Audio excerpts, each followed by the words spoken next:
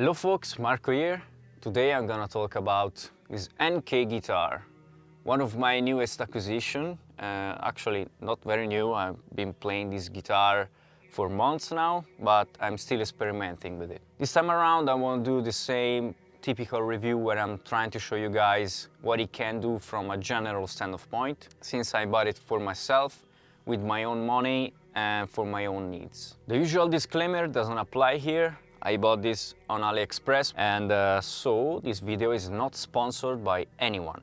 First, let me tell you that what you've just listened in the beginning was basically a joke made with a dear friend of mine.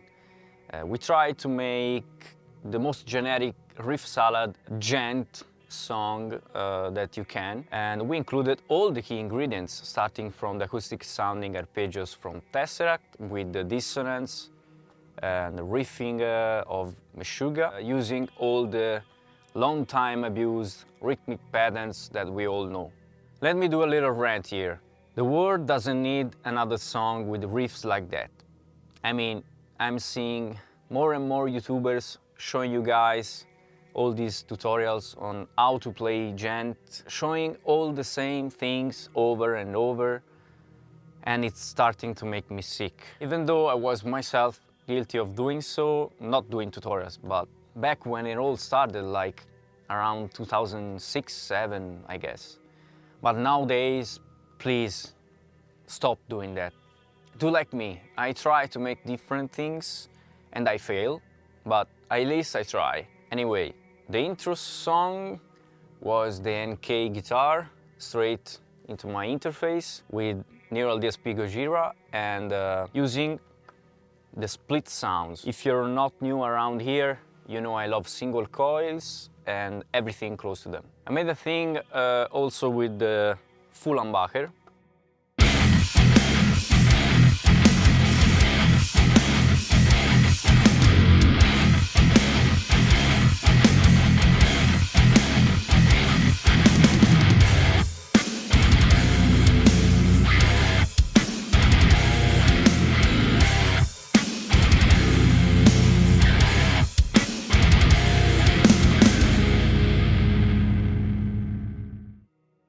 And as you can hear, it's sounding very nice. Now let's talk about why I chose this instrument.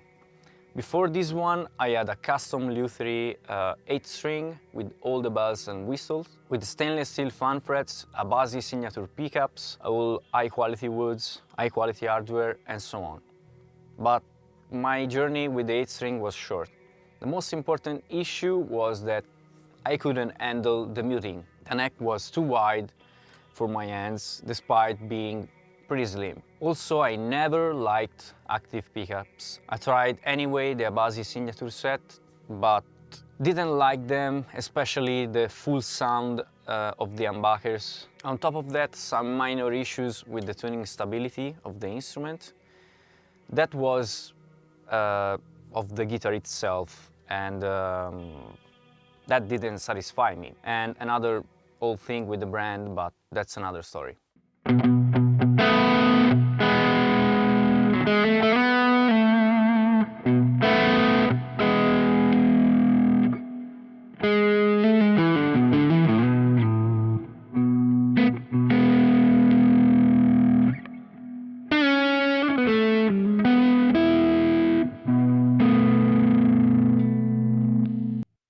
What I did like was the fan, from 27 to 25.5 inches, the overall tension in drop E tuning.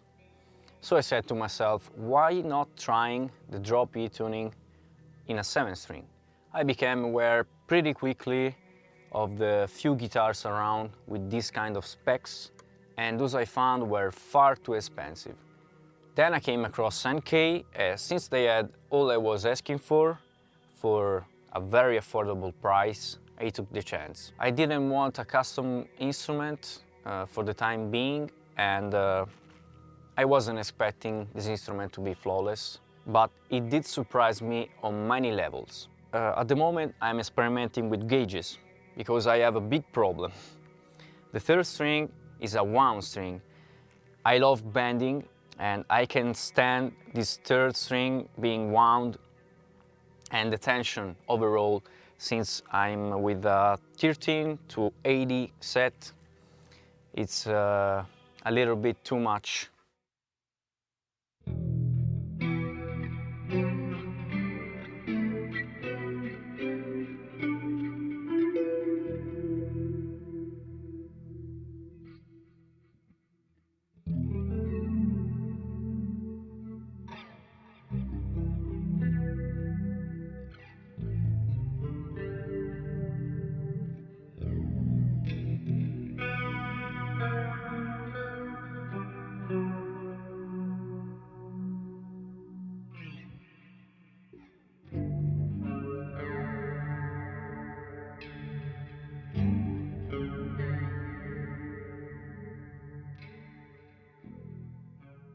The guitar is very light and comfortable, but the biggest surprise was the teardrop shape of the neck. There seems to be the right balance between the edgy ender neck from Strandberg and the classical round one with the compound radius. I actually tried a Strandberg with an ender neck and I didn't like it. I find this one more comfortable and in my opinion it makes more sense from a logical standpoint.